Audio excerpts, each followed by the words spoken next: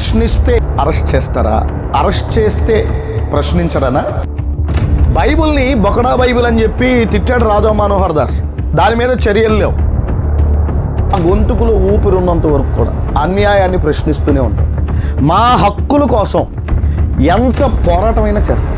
హక్కుల మీద దాడి చేస్తే మేము సహించాలా? మీరు స్టేషన్లో కూర్చోబెట్టినా అక్కడ కూడా ప్రశ్నిస్తాం. మీరు ఎక్కడ పెట్టినా ప్రశ్నిస్తాం. మీరు చేసేది అన్యాయం చేస్తున్నారు, మాకు అన్యాయం చేస్తున్నారు. క్రైస్తవులమైనటువంటి మేము శాంతియుతంగా ఉంటే మా మీద దాడులు చేస్తున్నారు. నేను మచ్చుకు కొన్ని మాత్రమే నేను మీకు చూపిస్తున్నాను.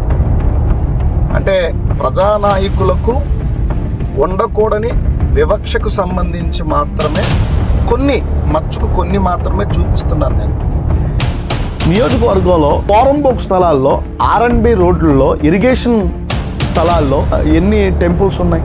మరి ఏ టెంపుల్ అయినా మీరు ముట్టుకున్నారా? మా ప్రార్థనా మందిరాలని కూల్చారు, కానీ టెంపుల్ని కూల్చమని మా అభిప్రాయం కాదు, మా ఉద్దేశం కాదు. సమన్యాయం అంటే అలాగే ఉండాలి కదా.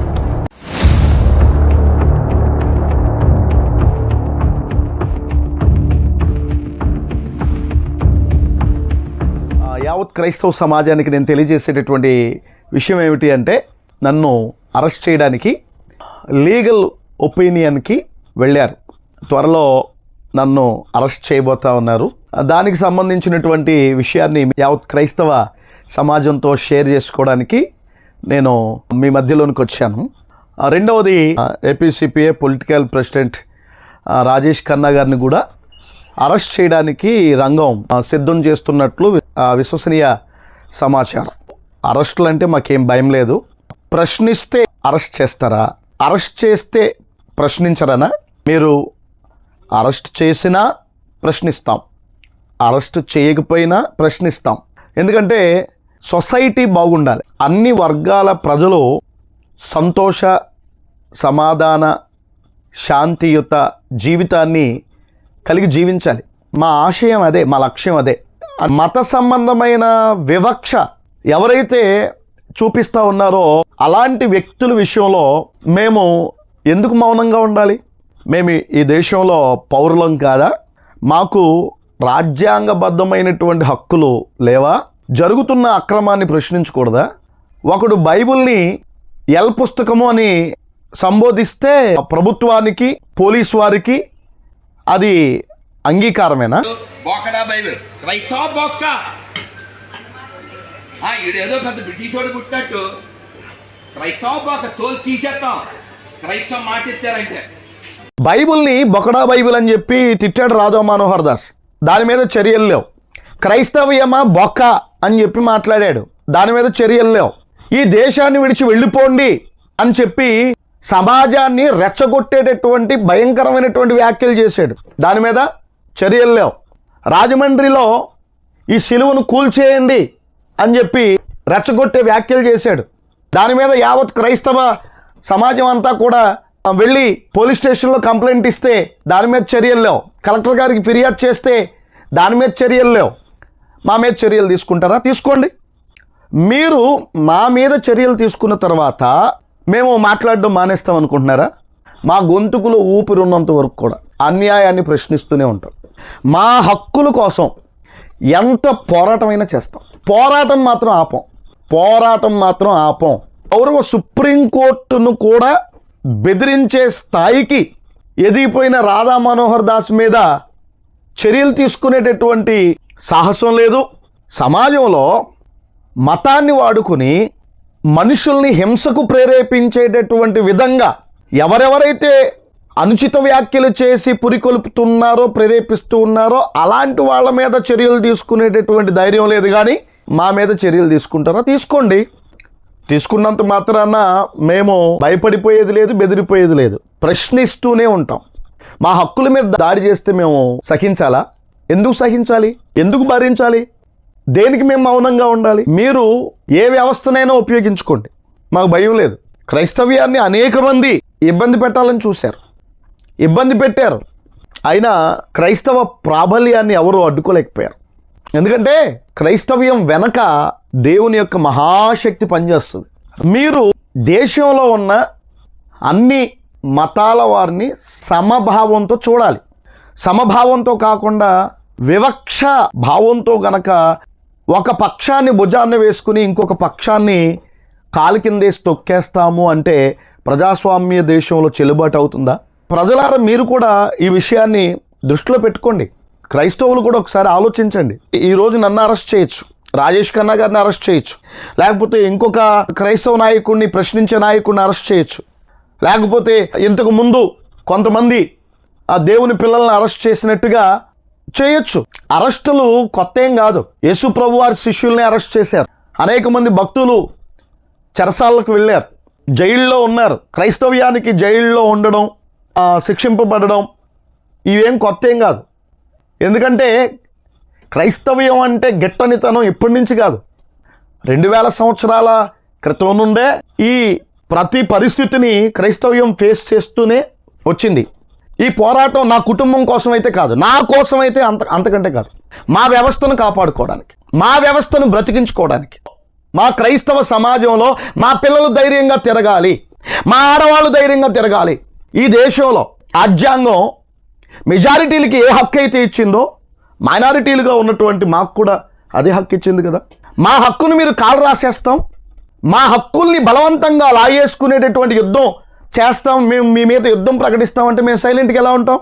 ఎవరైనా సైలెంట్గా ఉంటారేమో, మేము సైలెంట్గా ఉండలేం కూడా.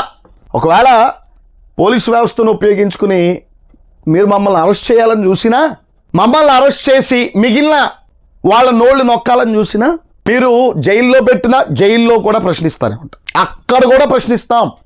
మీరు స్టేషన్లో కూర్చోబెట్టినా అక్కడ కూడా ప్రశ్నిస్తాం, మీరు ఎక్కడ పెట్టినా ప్రశ్నిస్తాం. మీరు చేసేది అన్యాయం చేస్తున్నారు, మాకు అన్యాయం చేస్తున్నారు.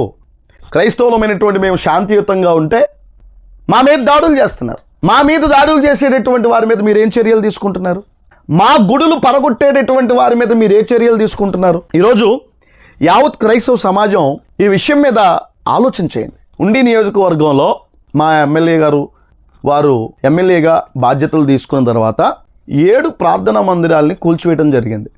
గుడి అంటే ఇప్పుడు ఒక కాలం వారిన చిన్న గుడి కట్టుకుంటున్నారు హిందువులు, చిన్న గుడే. దాని మీద ఎంతో భక్తి భావనతో పొద్దున్నే స్నానం చేసి ఆ చిన్న గుడి దగ్గర దండం పెట్టుకుని బయటకు వస్తారు.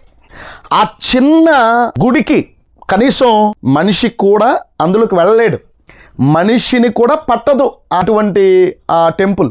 కానీ దాని మీద వాళ్ళకి ఎంతో పవిత్రమైనటువంటి భావన ఉంటుంది. అంతటి పవిత్రమైనటువంటి భావన ఉన్నటువంటి దాని మీద చేయి పడితే హిందువులకి ఎంత వారి మనోభావాలు దెబ్బతింటాయి, వాళ్ళు ఎంత బాధపడతారు. అది వారి మత విశ్వాసానికి ప్రభుత్వం ఇచ్చేటటువంటి గౌరవం. మరి మా మత విశ్వాసానికి గౌరవం ఎవరా? ప్రతి ఆదివారం 100 మంది విశ్వాసులు వచ్చి ఒక ప్రార్థనా మందిరంలో ప్రార్థనలు చేసుకుంటారు, శుక్రవారం ఉపవాసాలు ఉండి ప్రార్థన చేసుకుంటారు, బుధవారం ఉపవాసం ఉండి ప్రార్థన చేసుకుంటారు. అనుదినం ఏదో ఒక కార్యక్రమం చర్చిలో జరుగుతూ ఉంటుంది. అది మా మనస్సులకి ఎంతో బాగా కనెక్ట్ అయిపోయి ఉన్నటువంటి ప్రదేశం. అలాంటి స్థలాన్ని కూల్చేస్తే మాకు బాధ కలగదా? మేము మాట్లాడకూడదా? అక్కడ ఉన్నటువంటి సిచ్యువేషన్లో మీరు అనొచ్చు, ప్రభుత్వ పోరంబోకు స్థలాల్లో కడితే కోల్చరా అని. మరి నియోజకవర్గంలో పోరంబోకు స్థలాల్లో, R&B రోడ్లలో, ఇరిగేషన్ స్థలాల్లో ఎన్ని టెంపుల్స్ ఉన్నాయి? మరి ఏ టెంపుల్ అయినా మీరు ముట్టుకున్నారా? మా ప్రార్థనా మందిరాలని కూల్చారు, కానీ టెంపుల్ని కూల్చమని మా అభిప్రాయం కాదు, మా ఉద్దేశం కాదు, మా ఆలోచన అది కూడా కానే కాదు. సమన్యాయం అంటే అలాగే ఉండాలి కదా. దయచేసి ఈ విషయాన్ని ప్రజలు ఒకసారి గమనించండి. మా ఆవేదన ఒకసారి మీరు అర్థం చేసుకోండి. మేము బాధపడుతున్నాము అంటే మా బాధకు అర్థం లేదా? మేము మాట్లాడితే అరెస్ట్ చేయించారా? సరే చేయించండి, మీరు మాకు అన్యాయం చేయొద్దు. ఇతరులకు మీరు ఏ న్యాయం అయితే చేస్తున్నారో అదే న్యాయం మాకు చేయండి. ఇతరులకు మీరు ఏ గౌరవం అయితే ఇస్తున్నారో అదే గౌరవం మాకు ఇవ్వండి. మీరు గౌరవం ఇవ్వకపోతే అడుగుతున్నాం, మీరు గౌరవం ఇస్తే మా గుండెల్లోనే పెట్టుకుంటాం కదా. మా పేరెత్తితేనే మీకు అసహ్యం కలుగుతుంది. మీకు అసహ్యం కలిగే అంత పాపం మేమేం చేసాం? ఈరోజు ప్రభుత్వ పెద్దలు ఆలోచించండి, మా ఆవేదన అర్థం చేసుకోండి. గవర్నమెంట్లో క్రైస్తవ నాయకులు ఉన్నారు, మీకు మా ఆవేదన అర్థం అవుతుందా? మా బాధ అర్థం అవుతుందా? ఇప్పుడు రాజేష్ ఖన్నా గారు ఒక వీడియో మాట్లాడారు. ఆ వీడియో మీద స్థానిక పెద్దలు వారి శైలిలో వారు స్పందిస్తున్నారు అని మేము సమాచారం తెలుసుకున్నాం. ఇప్పుడు జరుగుతున్నటువంటి పరిణామాలపై ఎటువంటి చర్యలకు మీరు ఉపక్రమించినా మేము సిద్ధంగానే ఉన్నాం. ఎందుకంటే మాకు అన్యాయం జరుగుతుంది కాబట్టి, మాకు మాట్లాడేటటువంటి స్వేచ్ఛ ఉంది కాబట్టి అడుగుతున్నాం. ఇది మీ దృష్టిలో నేరంగా మీరు భావిస్తే ఎటువంటి చర్యలు మీరు తీసుకున్నా మేము కూడా సిద్ధంగా ఉంటాం. ఎందుకంటే ప్రజాస్వామ్య దేశంలో ఉన్నాం. మీరు ప్రజారంజకమైనటువంటి పాలన అందించాలి. అన్ని వర్గాల వారిని సమాన దృష్టితో మీరు చూడాలి. అది మీ బాధ్యత. ప్రజలు మిమ్మల్ని ఎన్నుకున్నది విభజించటానికి ఎన్నుకోలేదు. మీరు మమ్మల్ని ఎందుకు విభజించి చూస్తున్నారు? అలా చూడాల్సినటువంటి అవసరత మీకు ఎందుకు వచ్చింది? క్రైస్తవులు ఓట్లు వేయకుండా ఈ ఉండి నియోజకవర్గంలో తెలుగుదేశం పార్టీ 40 సంవత్సరాలుగా ఏకఛత్రాధిపత్యంగా 1983వ సంవత్సరం నుంచి ఉండి నియోజకవర్గం తెలుగుదేశం పార్టీకి కంచుకోటగా ఉంది. అలాంటి ఉండి నియోజకవర్గంలో మీరు క్రైస్తవుల ఓట్లు మాకు వద్దు, మీరు మా దగ్గరికి రావడానికి వీల్లేదు అని క్రైస్తవ సమస్యల మీద మీ సమాధానం మమ్మల్ని గాయపరిచే విధంగా, బాధ పెట్టేటటువంటి విధంగా ఉంటే మేము ఎవరికి చెప్పుకోవాలి మా సమస్యని? మా నాయకులైనటువంటి మీరే మమ్మల్ని దూరం పెట్టేటటువంటి విధంగా మీరు మాట్లాడుతూ ఉంటే మా సమస్యని మేము ఎవరికి చెప్పుకోవాలి?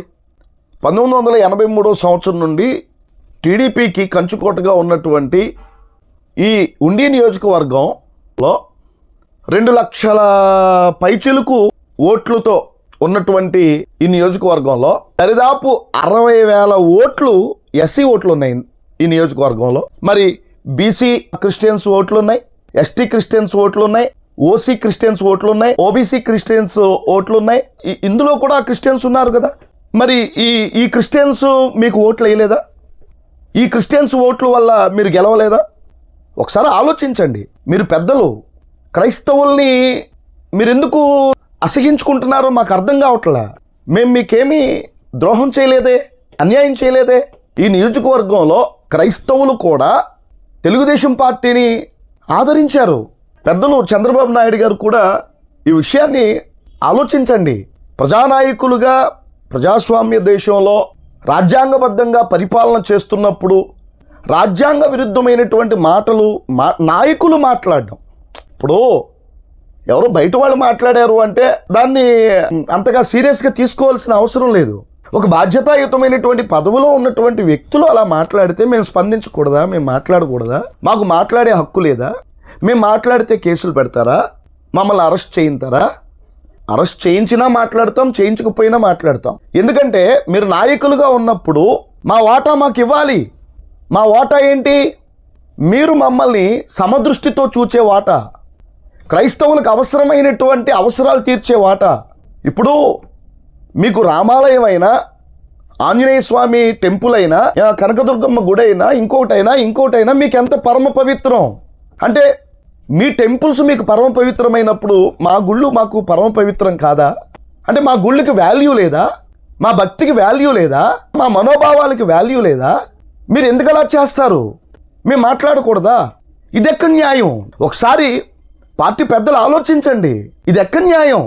ఈరోజు చెరుకుమిల్లిలో ఉన్న ప్రార్థనా మందిరాన్ని కూల్చారు, ఐబీవరంలో ఉన్న ప్రార్థనా మందిరాన్ని కూల్చారు, అగ్రహారంలో ఉన్న ప్రార్థనా మందిరాన్ని కూల్చారు, ఉండిలో ఉన్న ప్రార్థనా మందిరాన్ని కూల్చారు, కాళ్ళలో ఉన్న ప్రార్థనా మందిరాన్ని కూల్చారు, కోపెల్ల లోపల ఉన్నటువంటి ప్రార్థనా మందిరాన్ని కూల్చారు. అయ్యో, ఇన్ని మందిరాలు మీరు కూల్చారు. ఆ పక్కనే ఉన్న మీ టెంపుల్స్ జోలికి వెళ్ళలేదు. పక్కనే ఉన్న వాటిని ఎందుకు మీరు విడిచిపెట్టారు? ప్రజలందరూ ఒక విషయాన్ని అర్థం చేసుకోండి. నేను మచ్చుకు కొన్ని మాత్రమే నేను మీకు చూపిస్తున్నాను. అంటే ప్రజానాయకులకు ఉండకూడని వివక్షకు సంబంధించి మాత్రమే కొన్ని మాత్రమే చూపిస్తున్నాను నేను.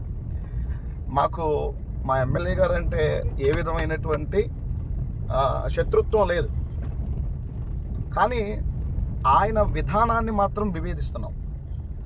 మీరు ఆలోచించండి, ఒకసారి గమనించండి. చాలా ఇంట్రెస్టింగ్ పాయింట్ మీకు. ఇది చిన్న టెంపుల్, చిన్న గుడి. ఇది మనిషి లోపలికి వెళ్తారా? వెళ్ళరు.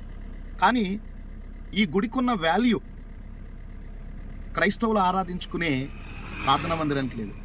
కానీ ఇక్కడ దరిదాపు లేదంటే ఒక 50 ఇళ్ళు ఉండేవి.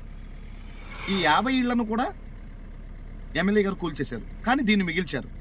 ఇదే ఏరియాలో ఒక ప్రార్థనా మందిరం ఉంది, ఆ ప్రార్థనా మందిరాన్ని కూడా కూల్చేశారు. మీరు ఇక్కడున్న ప్రార్థనా మందిరం కూల్చారు కదా ఎమ్మెల్యే గారు, ఒక్కసారి మీరు అబ్జర్వ్ చేయండి.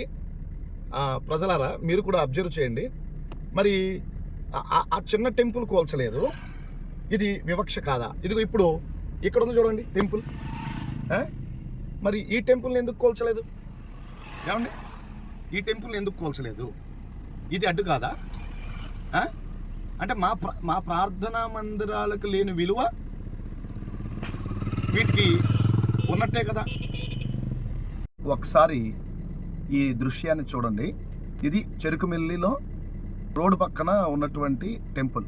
ఆ టెంపుల్ వెనక భాగంలోనే పంట కాలువ ఉంది. మరి ఎమ్మెల్యే గారు మరి ఈ టెంపుల్ని ఎందుకు తీయలేదు? ఇది వివక్ష కాదా? తర్వాత ఇది ఆకివీడు. ఈ బారు మొత్తం ప్రజలు ఉండేవాళ్ళు, వాళ్ళతో పాటు ఇక్కడ ఒక ప్రార్థనా మందిరం ఉండేది ఆకివీళ్ళు. ఇల్లు తీసేశారు. మీరు ఎలాగో గుళ్ళు తీయట్లేదు కదా, మరి గుడి తీయనప్పుడు మా మందిరాన్ని తీయడం కరెక్ట్ కాదు కదా. మా మందిరాన్ని కూడా నిర్దాక్షిణ్యంగా ఇక్కడ కూల్చేశారు. అర్థం చేసుకోండి. చూడండి, మా ఉద్దేశం టెంపుల్ కూల్చేయమని కాదు, పోనీ ఓకే. ఇదిగోండి కాలువలో వేసి టెంపుల్ కట్టారు. ఇది కరెక్టేనా? మరి ఇవి ఎమ్మెల్యే గారికి కనబడలేదా? చూడండి. అదే మా చర్చ్ ఇలా ఉంటే మీరు ఉంచుతారా?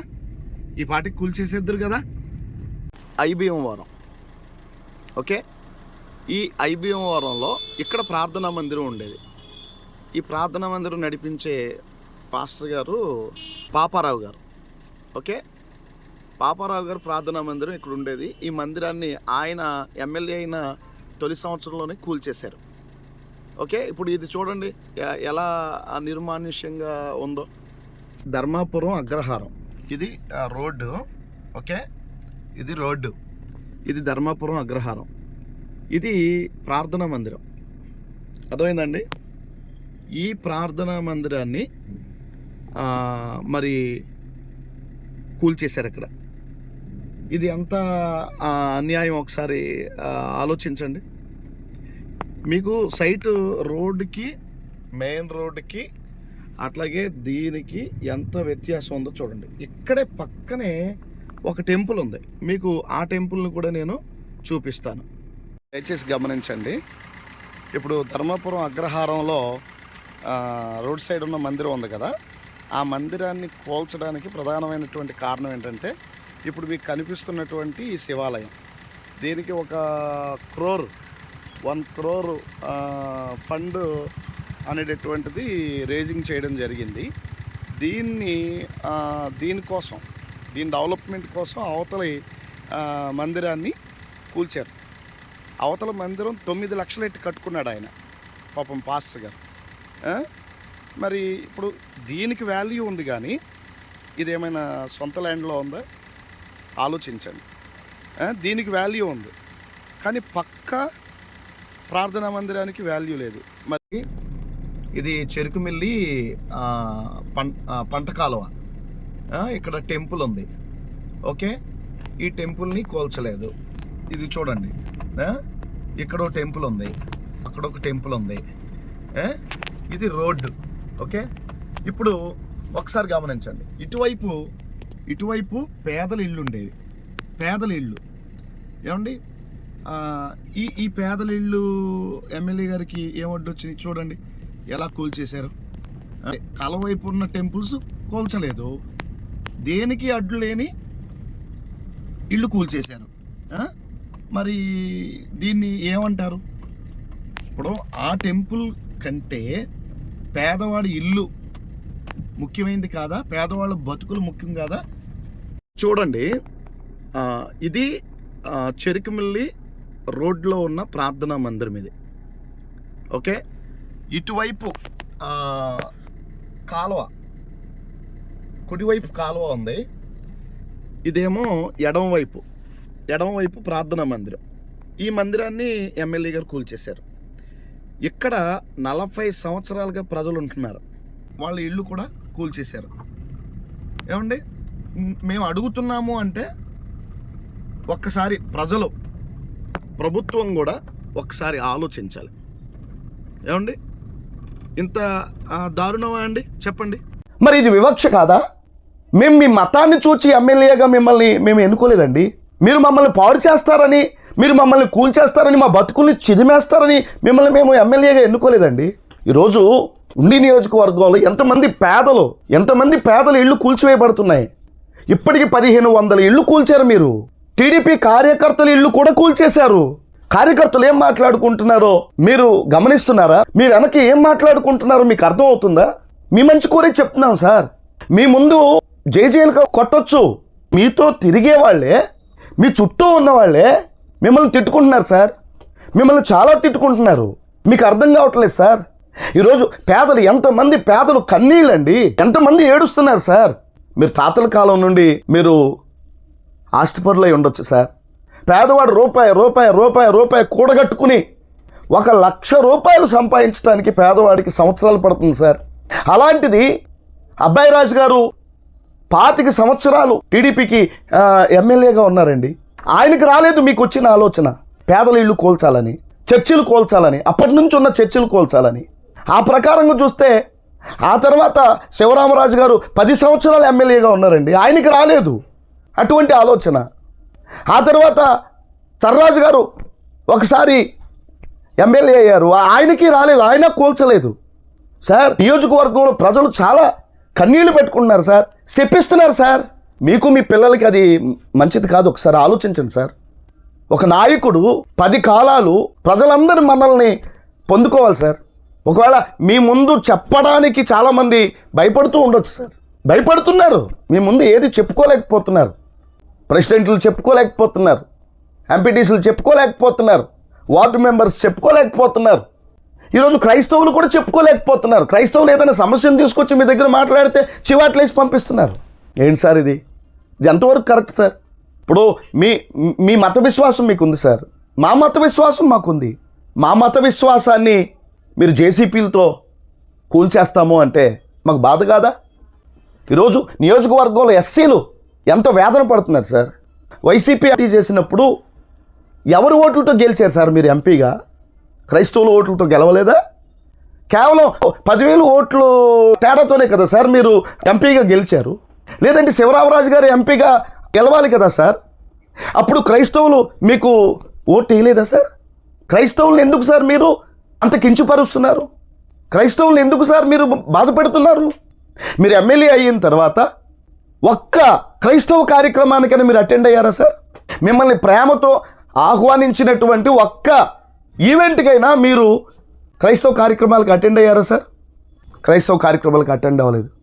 అబ్బాయి రాజు గారు అటెండ్ అయ్యారు సార్, శివరామరాజు గారు అటెండ్ అయ్యారు, సర్రాజు గారు అటెండ్ అయ్యారు, మీకు ముందు ఎమ్మెల్యేగా చేసినటువంటి రాంబాబు గారు కూడా అటెండ్ అయ్యారు సార్. మరి మీరు అటెండ్ అవ్వట్లేదు కదా? మీరు ప్రత్యక్షంగానే మీ వీడియోస్లో చెప్పారు సార్, ఈ మతం ఎందుకు ఇలాగ ఎదిగిపోతుంది, ఈ మతాన్ని అడ్డుకోవాలి, పునాదుల్లోనే పీకి పారేయాలి అని మీరు మాట్లాడారు సార్. ఎంత అది బాధాకరమైనటువంటి విషయం సార్. ఒక ప్రజానాయకుడిగా ఉన్నటువంటి మీరు అలా మాట్లాడకూడదు కదా సార్. మేము ఈ ప్రశ్నలన్నీ అడిగితే ఎస్సీలు బాధని మీ ముందు పెడితే, మందిరాలను కూల్చిన బాధని మీ ముందు పెడితే, పేదలకి కన్నీళ్లు తెప్పించే విషయాలు మీ ముందు పెడితే ఒకవేళ మీకు నచ్చకపోవచ్చు. కానీ సార్ నియోజకవర్గంలో అందరూ కూడా చాలా వ్యతిరేకమైపోయారు సార్. ఈరోజు టీడీపీ పార్టీకి కంచుకోటగా ఉన్నటువంటి ఉండి నియోజకవర్గం ఈరోజు ఎలాంటి సిచ్యువేషన్కి దారితీసిందో తెలుసా సార్? ఎంత ప్రజల్లో ఆవేదన మిగిల్చారో మీకు అర్థమవుతుందా సార్? సార్ మీరు ఒక ప్రక్క డెవలప్మెంట్ అనేటటువంటిది చేయొచ్చు, కానీ డెవలప్మెంట్ పేరు మీద పేదల బ్రతుకుల్లో కన్నీళ్ళు మిగులుస్తున్నారు సార్ మీరు. అది కరెక్ట్ కాదు సార్. ప్రశ్నిస్తే అరెస్ట్ చేయిస్తారంటే చేయించండి సార్. మీకు అన్యాయం జరిగినప్పుడు మీరు ప్రశ్నించలేదా సార్? మీరు ఎన్నిసార్లు ప్రశ్నించి ఉంటారు సార్? మీరు మీ ఆవేదన ఎన్నిసార్లు వ్యక్తం చేస్తుంటారు సార్? ఒకవేళ మీకున్నంత ఆస్తి మాకు లేకపోవచ్చు సార్. అని మీకున్న గొంతుకు వంటి గొంతు మాకు కూడా ఉంది సార్. మీకు ఎటువంటి రైట్ అయితే, అడిగే రైట్ అయితే రాజ్యాంగాన్ని వినియోగించుకుని అడుగుతున్నారో మాకు కూడా అలాంటి రైటే ఉంది సార్. అది మీరు గుర్తించండి సార్, అది మీరు గుర్తించండి. అడిగే దాంట్లో న్యాయం ఉందా లేదా అనేది ఆలోచించండి సార్. ఇప్పుడు మీరు చేసే ప్రతి మంచి పనిని మేము స్వాగతిస్తాం సార్.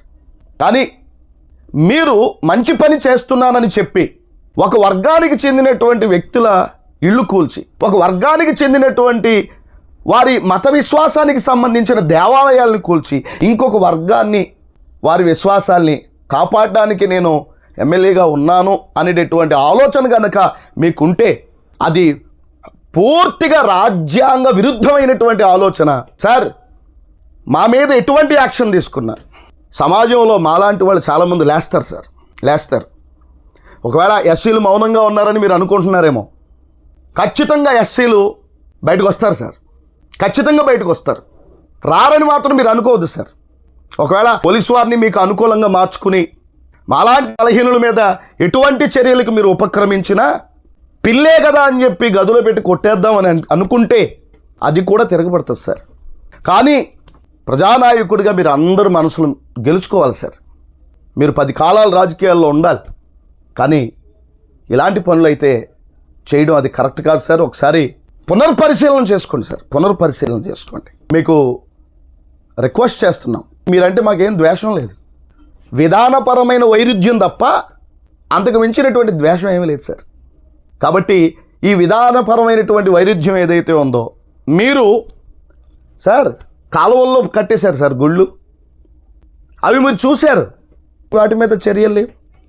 డెవలప్మెంట్ పేరుతో పేదవాడి ఇల్లు పీకేశారు, ఓకే.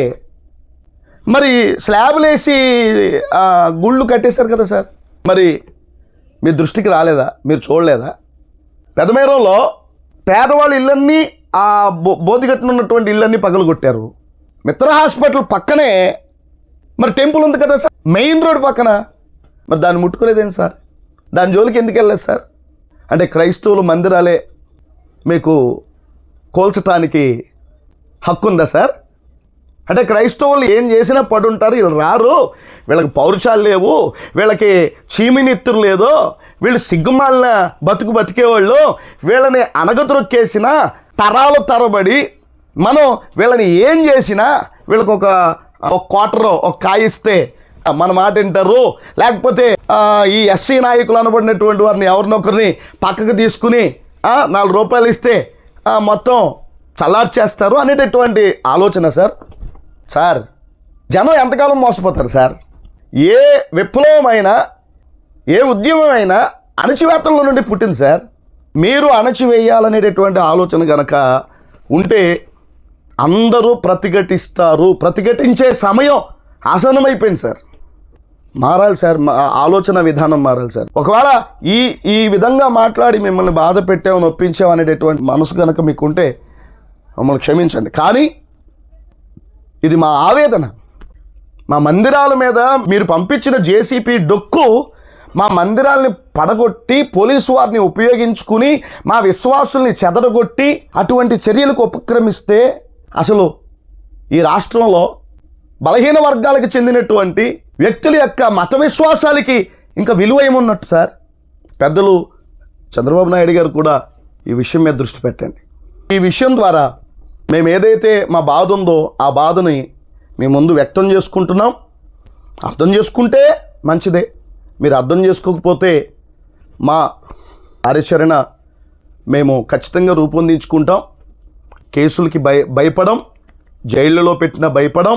జైళ్ళు శాశ్వతం కాదు, కేసులు శాశ్వతం కాదు, ఆ విషయం మీకు తెలుసు. కాబట్టి ఖచ్చితంగా మా కార్యాచరణ మేము చేస్తాం అనేటటువంటి విషయాన్ని సందర్భంగా తెలియజేస్తున్నాము. సార్ మీరు డెవలప్ చేయండి సార్, నియోజకవర్గాన్ని మీరు డెవలప్ చేయండి, కానీ ఇలా వివక్షతో మాత్రం చేయొద్దు సార్.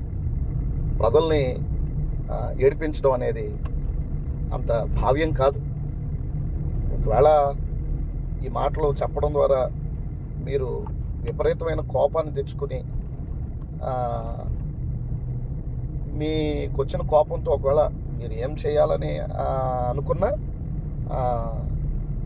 పర్వాలేదు, కానీ ప్రజలకు మాత్రం అన్యాయం చేయకండి సార్. అది కరెక్ట్ కాదు. మీ మీద ఎంతో హోప్ పెట్టుకుని, నమ్మకం పెంచుకుని ప్రజలు మిమ్మల్ని గెలిపించుకున్నారు.